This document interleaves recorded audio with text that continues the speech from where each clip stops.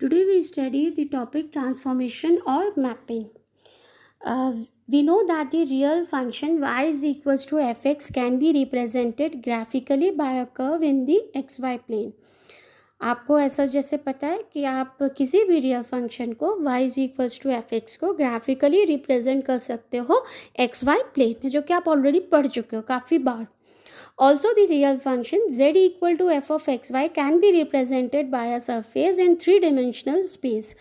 ऐसे ही आप three dimensional space को भी पढ़ चुके हैं जिसमें आपके एक्स वाई जेड तीनों वेरिएबल्स होते हैं. However, this method of graphical representation fails in the case of complex function, because a complex function w is equals to f of z, that is u plus iv is equals to f of x plus iy, involves four real variables. ये क्यों fail हो जाता है आपका, जो आपकी mapping है वो हमारे कॉम्प्लेक्स नंबर के लिए फेल हो जाती है. क्यों फेल हो जाती है? Because we know that one complex number already contain two variable. Now if I am mapping two complex number each other, that means I am having the four variable. Now for four variable it is very tedious to represent it in a four-dimensional space. Okay. Then thus a four-dimensional region is required to represent it graphically in the Cartesian fashion. As it is not possible, we choose two complex planes and call them z plane and w plane. Now to have such type of mapping, since we cannot show them graphically, तो हमने इसको दो plane में बांट लिया इस mapping को.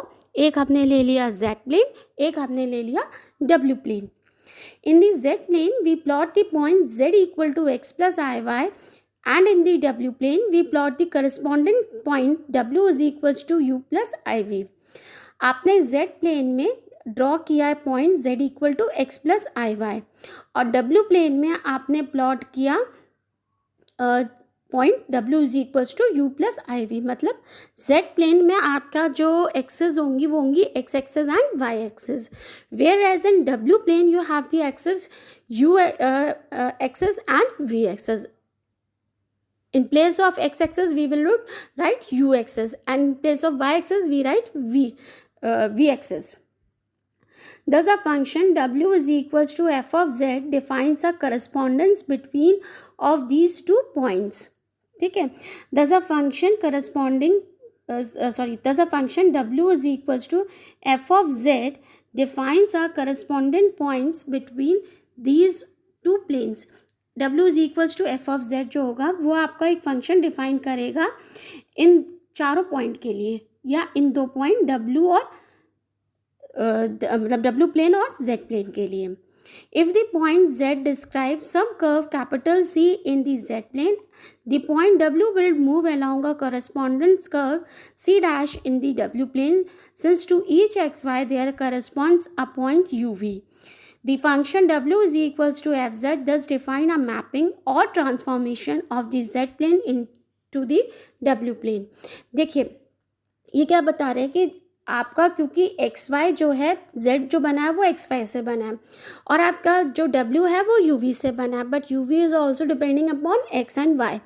तो आपने अगर एक कर्व बनाया है एफ ऑफ z का बनाया है जो इन्वॉल्व कर रहा है एक्स और वाई का z प्लेन में, इसी की करस्पॉन्डेंस आपने यही कर्व को शो किया है किसी एक रिलेशन से u और v में, और वो शो कर रहा है आपका w प्लेन, तो आपको इसी कर्व का एक करस्पॉन्डेंस कर्व मिलेगा w प्लेन में. वो मिलेगा in terms of u v, और ये कर्व होगा in terms of x y. ठीक है. तो हमारे पास एक ट्रांसफॉर्मेशन होता है w is equals to f of z, जिसके थ्रू हम ये मैपिंग सॉल्व करते हैं. For example, consider the transformation w is equals to z plus 1 minus आई.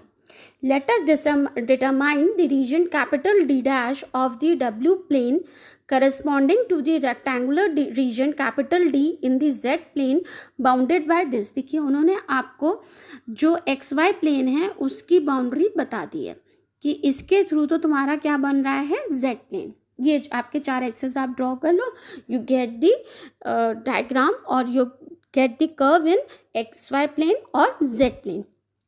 ठीक है। अब आपके पास चूंकि ये है मैपिंग है, W is equals to Z plus 1 minus i. आपने W की जगह रख दिया U plus i v, Z की जगह रख दिया आपने X प्लस आई वी। आपने इधर राइट हैंड साइड वाली इक्वेशन को रियल और इमेजिनरी पार्ट अलग करके रख लिए। इन दोनों को आपस में कंपेयर किया तो आपको real part U is equals to ये मिल गया, imaginary part V is equals to ये मिल गया। अब देखो आपके पास जो एक्स वाई प्लेन है उसके लिए तो आपके पास ये 4 पॉइंट हैं, ठीक है। अब हमारे पास जो डब्ल्यू प्लेन है उसके लिए हमारे पास ये पॉइंट है। अब हम यू और वी की वैल्यू क्या निकालेंगे? पहला पॉइंट है हमारे पास x इज इक्वल्स टू 0, ठीक है। x इज इक्वल्स टू 0 है और u इज इक्वल्स टू क्या है आपका? x plus 1। आप एक बार इसमें x की जगह 0 रखिए, क्या मिल गया आपको? u is equals to 1। तो एक एक्सेस आ गई हमारी u इज इक्वल्स टू 1। अब आपने x की जगह क्या पुट किया? क्या है x की जगह? 1। अब आपने x की जगह 1 पुट किया तो 1 प्लस 1, तो u की वैल्यू कितनी आ गई? 2। तो हमारे पास u की वैल्यू आ गई 2। तो कितना प्लेन आ गया u का? 1 और 2। इसी तरीके से हम अब किसका निकालेंगे? v का। v की क्या वैल्यू है?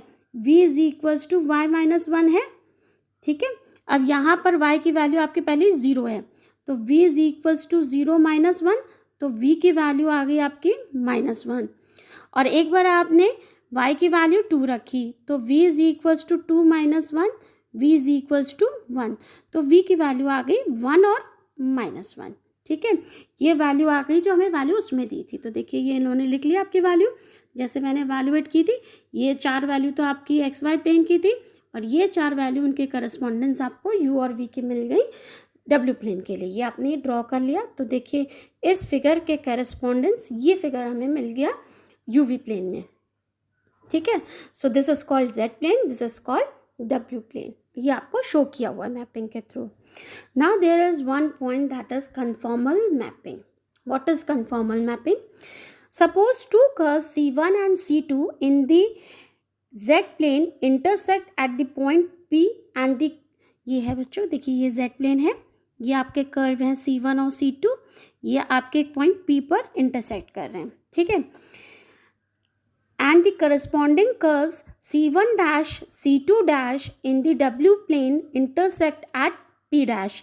देखिए ये C1 डैश और C2 डैश है, ये इंटरसेक्ट कर रहे हैं आपके P डैश में, ठीक है। If the angle of intersection W plane under the transformation W is equals to f of z. If the angle of intersection of the curve at P is the same as the angle of intersection of the curve at P dash, both in magnitude and sense, then the transformation is said to be conformal at P. तो समझे जब angle आपका दोनों curve के बीच का same होगा दोनों plane में यानी जेड प्लेन में और डब्ल्यू प्लेन में, मैग्नीट्यूड के अकॉर्डिंगली भी और डायरेक्शन के अकॉर्डिंगली भी, then that particular transformation is known as your conformal, ठीक है। A transformation which preserves angle both in magnitude and sense between every pair of curves through a point is said to be conformal at the point, ठीक है। The condition under which the transformation W is equals to f of z is conformal is if f of z is analytic and f dash z is not equal to 0 in a region capital R of the z plane, then the mapping W is equals to f of z is conformal at all points of R. वो क्या कह रहे हैं? अगर आपका function analytic होगा तो वो कन्फॉर्मल होगा, ठीक है। तो अगर आपको किसी भी फंक्शन को शो करना है कि उसको कन्फॉर्मल ट्रांसफॉर्मेशन एग्जिस्ट कर रहा है तो just show that that function is analytic. Next point है a point at which f dash z equal to 0 is called a critical point of the transformation. ये एक पॉइंट, एक नया लाइन आ गई आपकी, क्रिटिकल पॉइंट। तो what is critical point? It is a point eight which the function f dash z equal to 0. A harmonic function remains harmonic under a conformal transformation. तो conformal transformation को कोई effect नहीं होता आपके harmonic function पर। ना coefficient of magnification, magnification बढ़ने वाला, ठीक है। Coefficient of magnification for the conformal transformation W is equals to f of z at z equal to alpha plus I beta is given by mod of f dash of alpha plus I beta. मतलब आप f of z का f dash z ले लीजिए, उसका mod ले लीजिए, that will be the coefficient of magnification. Angle of rotation. Angle of rotation for the conformal transformation W is equals to f of z at z equal to alpha plus I beta is equals to amplitude of f dash alpha plus I beta. What is amplitude? It is equals to, ध्यान रखिएगा amplitude क्या होता है, it is equals to tan inverse,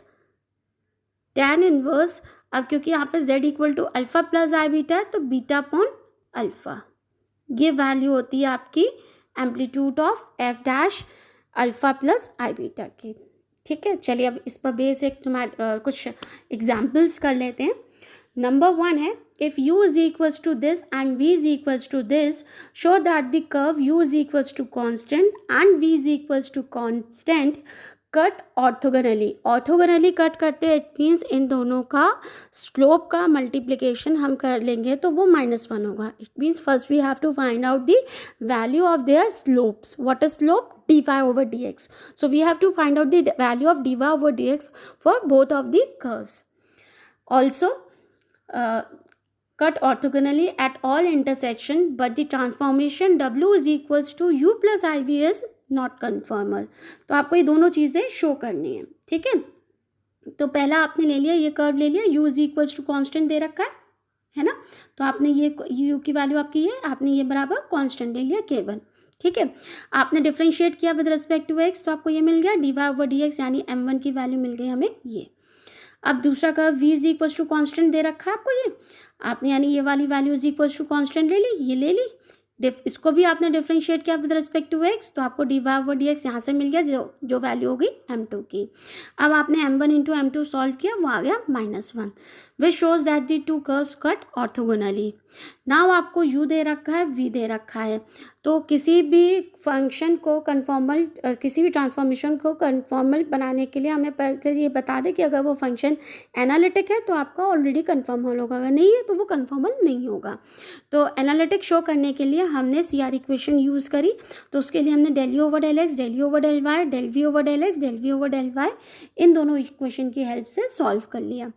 अब हमने देखा क्योंकि आपकी CR इक्वेशन यही थी, del u over del x should be equal to del v over del y, ये नहीं आ रही. ऐसी del u over del y should be equal to minus del v over del x होना चाहिए, ये भी शो नहीं हो रही. Hence CR equation are not satisfied, implies this function is not analytic, implies the transformation is not conformal. ठीक है, so this is the solution of your above example. Now see the second one. For the conformal transformation w is equals to z square, show that the coefficient of magnificence at z equal to 2 plus I is 2 root 5. The angle of rotation at z equal to 2 plus I is tan inverse 0.5. ठीक है, तो सबसे पहले हमें क्या निकालना है इसमें, कोफिशिएंट ऑफ मैग्निफिकेशन. ठीक है, coefficient of magnification is mod of f dash z alpha plus i beta, वही था. तो आपने सबसे पहले w is equals to f of z लिखा, एफ डैश जेड निकाला 2z, तो एफ डैश क्योंकि हमें किस पॉइंट पर निकालना है, इस पॉइंट पर, तो एफ डैश 2 प्लस आई कितना हो जाएगा, z की जगह सिंपली आपने क्या रख दिया 2 प्लस आई. देखिए ये जो वैल्यू थी आपकी 2z आया ना यहाँ पर ऊपर, ये 2z आया है, सिंपली बस z की जगह आपने 2 प्लस आई लिखा है, इस z की जगह लिखा है. ठीक है, तो ये वैल्यू ये आ गई. कोफिशिएंट आपका होता है mod of f dash 2 plus i, यानी इसका मॉड लेना है आपको, इसका मॉड ले लिया यानी √4 का स्क्वायर प्लस 2 का स्क्वायर, तो ये आ गया आपका 2 रूट 5, जो कि आपको यही शो करना था. सेकेंड है angle of rotation. Angle of rotation आपका एम्पलीट्यूड ऑफ दिस था, तो वो मैंने आपको बताया था क्या होता है, tan inverse y upon x. ठीक है, तो ये आ गया आपका 2/4. F dash of 2 plus i कितना आ गया, tan inverse 2/4, that will be equal to tan inverse 0.5. अच्छा, ये 2/4 आप जो है वैल्यू यहाँ से मत इवेल्युएट करिएगा, ये 2/4 जो आई है वैल्यू 2/4 ये यहाँ से आई है, यहाँ जो आपने लिखा हुआ है ना मॉड ऑफ 4 प्लस 2i. ठीक है, यहाँ देखिए ये रही एफ डैश 4 प्लस 2i, तो ये i के साथ जो वैल्यू होती है ये y की वैल्यू होती है, और जो x के साथ होती है, जो i के साथ नहीं होती वो होती है हमारी x की वैल्यू. तो 4+2i में ये हो गया आपका y, i का जो कंपोनेंट होता है that will be your y, और जो i का कंपोनेंट नहीं होता वो x होता है, तो y/x यानी 2/4, तो ये वैल्यू आपकी tan इनवर्स 0.5।